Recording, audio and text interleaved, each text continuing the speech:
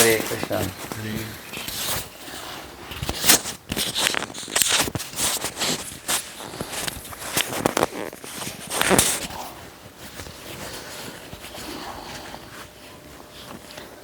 Ready? Amongst the 10 offenses against the chanting of the holy name, you will see the first offense is against the devotees. Second offense is against Hari, Lord Hari. Third offense is against Guru. So the first three offenses are offenses to Hari, Guru and Vaishnavas. So they are very important. So how do we not offend the devotees? By praising the devotees, appreciating devotees. We have to see the devotees the same way as Krishna sees the devotees. Like you will see Lord Rama saw a small squirrel. I did a little service, he took notice of that. Similarly, even if a devotee does some little service, we are appreciative. And sometimes when a devotee has deficiency, Krishna says, Apichet Suduracharo, Bhajate Mamananya Bhaga. So when devotees exhibit deficiencies like greed or anger or fight or anything, so we ignore that and see the devotional mindset of the devotees. They have a propensity to serve. So that is how Krishna sees. And by seeing devotees like that, we will be able to facilitate the devotion service and uplift them rather than blaspheme them. Secondly, the second verse is about equating Krishna to the other demigods. The result of this is there are many Hindus who argue, why you people are so much rigidly fixed only on Krishna? Why not Shiva? Why not Ganesha? Why not Parvati? Just be equal to all. They say like that. In their heart, the Ananya Bhakti can never arise. Anya means nobody else other than Krishna. So that type of fixity on the Supreme Lord will only come when one is very clear about this verse, Mattah Parataram Anyat. Krishna says, there is no truth equal to me, there is no truth superior to me. And the Shastras repeatedly say this point. Tam Eshwaranam Paramam Maheshwaram. Amongst many Ishwaras is the Supreme Ishwara. Tam Daivatanam Paramam Cha Daivatam Patim Patinam Paramam Parastat Vidama Devam Bhuvaneshwamedhyam Yasmat Param Naparam Asti Kinchit. Beyond him there is no other truth. It says. So this is not in one or two places, repeated phenomenon. Yam Brahma Varunendra Rudra Marutas Tvanvanti Divyaistavai. You see Brahma, Indra, Chandra, Varuna, Vayu, Agni, everybody is coming and bowing down to him. So when this knowledge, initially we hear from the scriptures, gradually this will sink into our hearts. And Arjuna says, Parabrahma, Param Dhama, Pavitram, Paramam Bhavan. He is praising Krishna. So one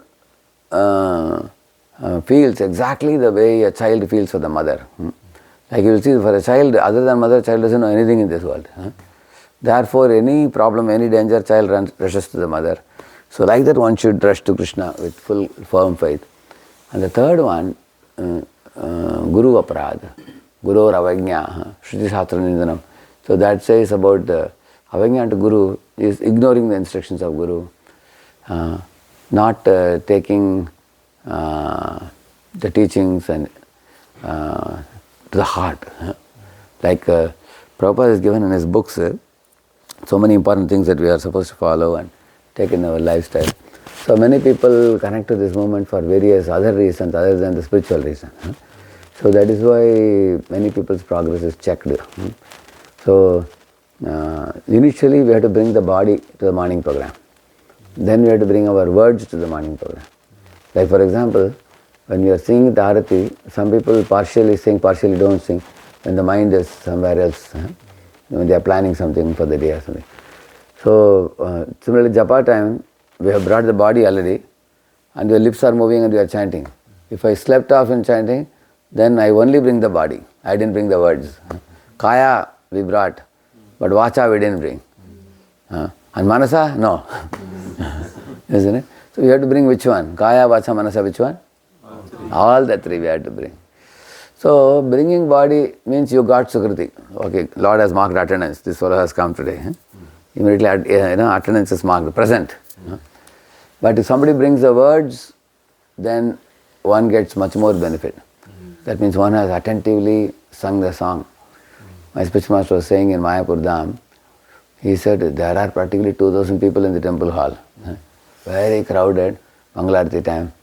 So he was telling, there are many people in the Mangalarati dancing there, and what is going on in whose mind the Lord knows. He was telling.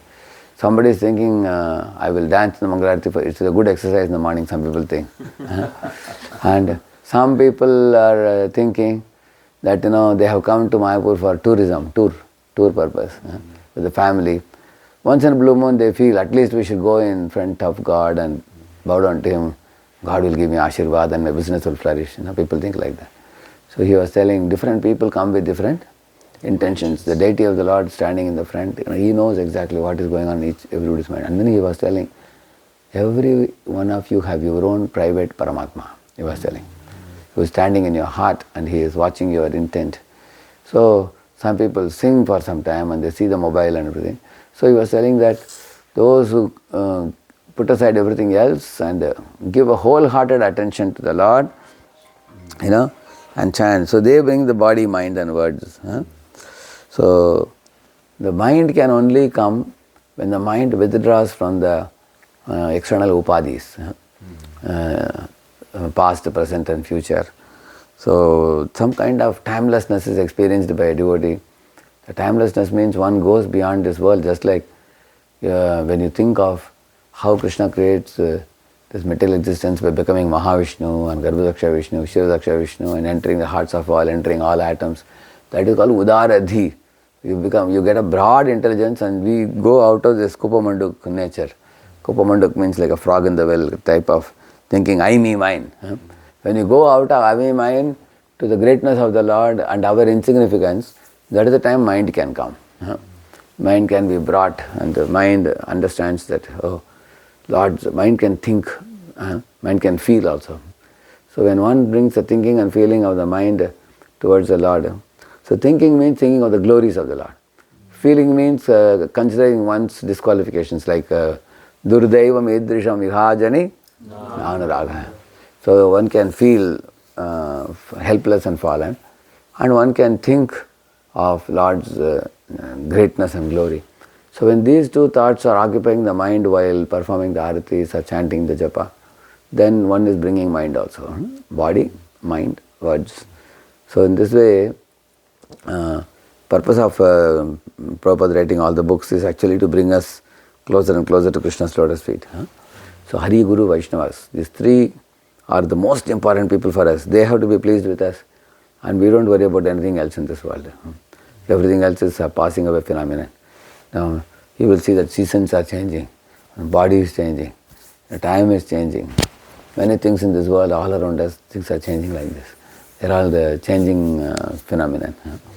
So, when everything is changing in this world in a flux, state of flux, what is unchanging is Krishna, the Jiva, and the Premaya Sambandha between the two. This is the only unchanging phenomenon. One should hold on to this very firmly. Like in Harkipodi, in Haridwar, there is a chain. If you hold on to the chain, then you can take bath.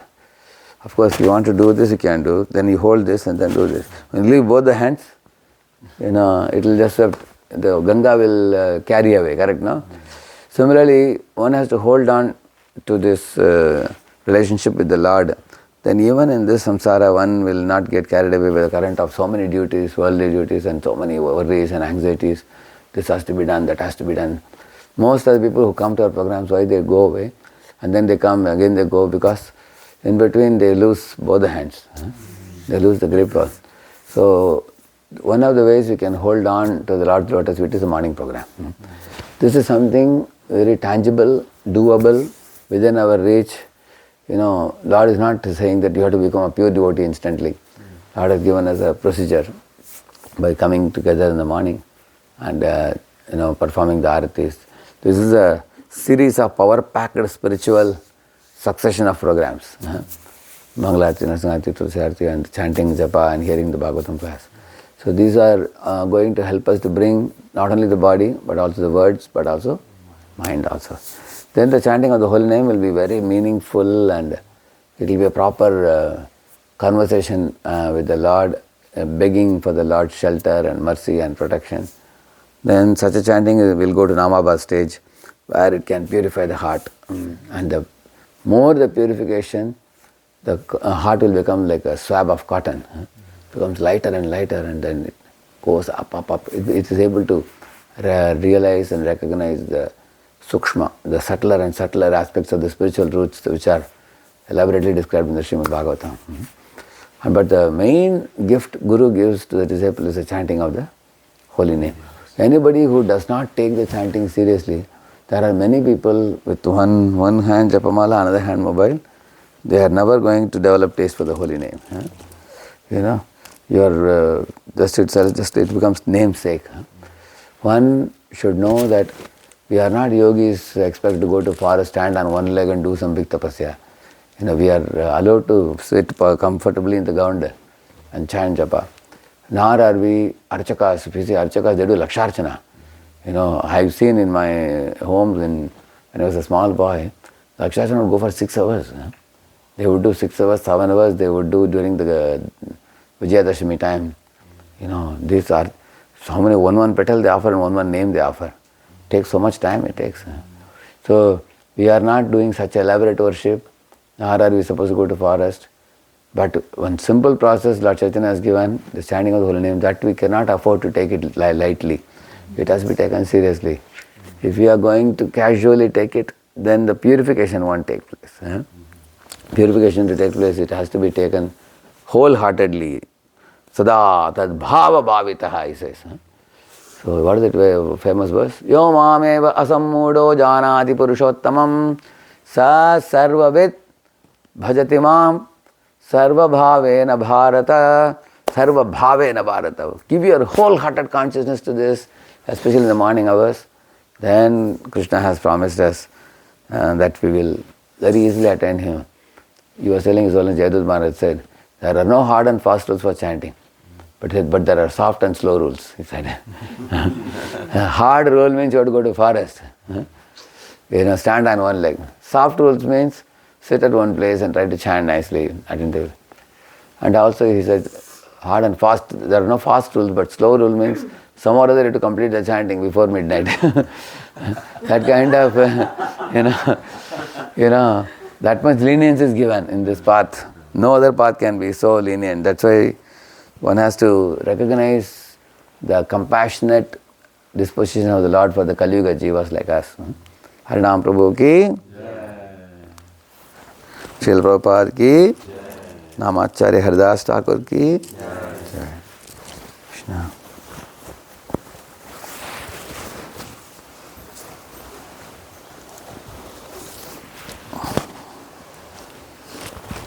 So we can chant till 7:15.